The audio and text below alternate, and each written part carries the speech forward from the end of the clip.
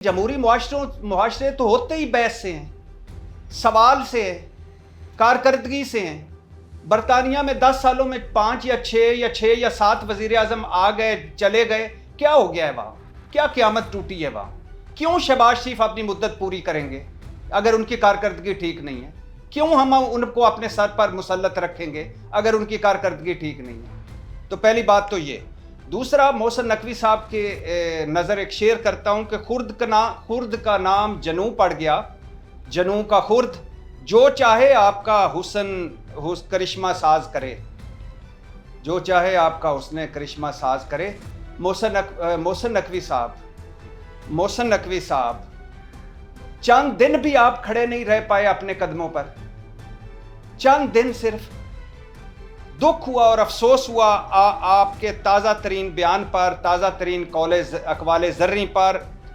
अपनी सफाइयाँ, मेरी हाज़िरी देख लें 70% है, मेरे ताल्लुकात ना ख़राब करें वज़ीर आज़म से, मेरी कारकर्दगी का थर्ड पार्टी ऑडिट करवा लें। क्या लेना है हमें आपकी हाज़िरी से काबीना में? क्या कारकर्दगी है आपकी? आप अपने ज़ोरे बाजू से आए हैं इस मकाम पर। आपकी क्या कारकर्दगी है?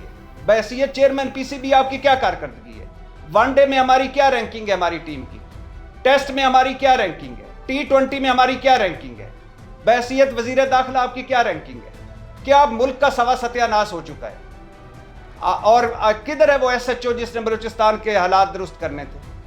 किधर है वो 2-3 बंदे जो आपने पकड़ने थे और पता चलना था कि $100 अरब मुल्क से बाहर मनी लॉन्ड्रिंग कैसे चली गई? ये आपने बताया था। दहशतगर्दी की लहर जो है, इसके खिलाफ आपने कभी खुलकर बैठकर तफसील के साथ हमें आगाह किया कि ये इस पर ये बात होनी चाहिए, ये चीज़ें होनी चाहिए, ये करनी चाहिए? क्या कारकर्दगी है आपकी? तो आप इस वक्त घर में बैठकर अपना बिजनेस चला रहे होते। आप कारकर्दगी की बात होती तो कभी इन ओहदों पर ना पहुंचते, और अगर कारकर्दगी की बात होती तो कभी आप इन ओहदों पर अभी तक ना रहते। और मोहसिन नकवी साहब, दूसरी बात जो आपने की कि निज़ाम तबाह होने पर भी कायम हूं और मौजूदा निज़ाम भी कहीं नहीं जा रहा। यानी डॉक्टर कह रहा है मरीज से कि तुम एक बड़े सीरियस किस्म के बीमार हो, लेकिन इलाज भी नहीं करना तुम्हारा। क्यों भाई? मतलब कि हमें मलेरिया भी है और हमें मच्छर ने भी नहीं काटा। क्यों भाई? क्या है भाई? कौन सा निज़ाम? कायदे आज़म साहब ने गलत बनाया था पाकिस्तान, उनकी बात कर रहे हैं। इलामा इकबाल साहब ने गलत ख्वाब देखा था, वो जो हमारे लाखों लोगों ने कुर्बानियां दी थी, उस निज़ाम की आप बात कर रहे हैं। और शहबाज शरीफ ही 5 साल वज़ीर आज़म रह गए, हुकूमत को चार्जशीट नहीं किया। शहबाज शरीफ को निज़ाम ठीक मिलता तो 100 गुना तेज़ी से मुल्क को आगे ले जाते। लगता है कोई किताब नहीं पढ़ी आपने ज़िंदगी में मोहसिन नकवी साहब। 1988 से पहले का पाकिस्तान देख लें, और अब ये जो 2 खानदानी बादशाहों में हम फंसे हुए हैं, इनका पाकिस्तान 1988 के बाद देख लें। हमारी बीमारियां ये हैं, हमारे मसाइल ये हैं जिनके साथ आप ताल्लुकात अच्छे रखना चाहते हैं, जिनको आप चाहते हैं कि ये 5 साल पूरे करें।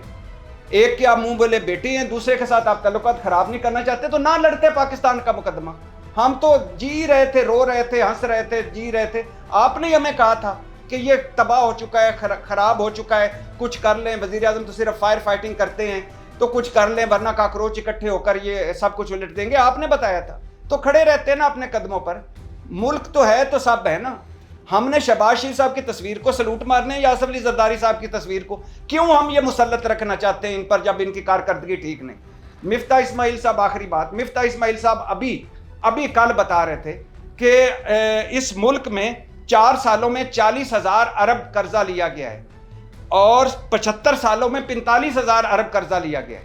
4 सालों में 40,000 अरब, 75 सालों में 45,000 अरब। तो आप इस सिस्टम के साथ रहना चाहते हैं, इनसे ताल्लुकात खराब नहीं रखना चाहते। तो कहने का मकसद यही हमारा प्रॉब्लम है। हम जो कहते हैं उस पर अमल नहीं करते, अगर कह दें तो खड़े नहीं रहते।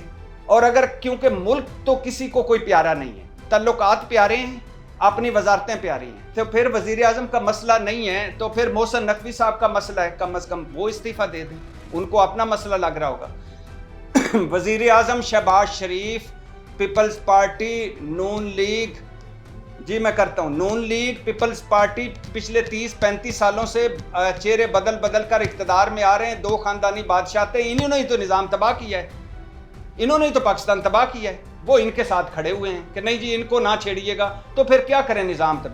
اچھا ایک اور بھی آپشن چلو ذہن میں براڈر پکچر میں لے آتے ہیں, آخری بات, کہ نظام یہی رہے, نیچے صوبے بدل دیں, صوبے نئے بنا لیں. کوئی بنانے دے گا آپ کو؟ نہیں بنانے دے گا. تو کہنے کا مقصد یہ ہے کہ آپ نے بات اچھی کی تھی کہ یہ نظام تباہ ہو چکا ہے, نئے انتظامی یونٹس بنائیں, اور اب آپ کہہ رہے ہیں کہ یہ جو نہیں دونوں پارٹیاں دونوں نئے انتظامی یونٹ بنانا چاہتے یہ ٹھیک ہے, میں اپنی کارکردگی میری بھی دیکھ لیں, میں بھی ٹھیک ہوں. تو پھر نظام کون ہے؟ نظام دین صاحب جو خراب ہو گیا ہے وہ بتا دیں. آپ ہی ہیں لوگ جو سارا تباہی بربادی پھیر چکے اور آپ کے اطاعتی. میں نے ماؤں کو دعائیں مانگتے دیکھا ہے, میں پنڈ سے ہوں, وہاں ہماری بوڑھی مائیں اور دادیاں نانیاں دعائیں مانگتی تھیں کیا کہ اللہ تجھے تھانے کچہری اور ہسپتال سے بچائے.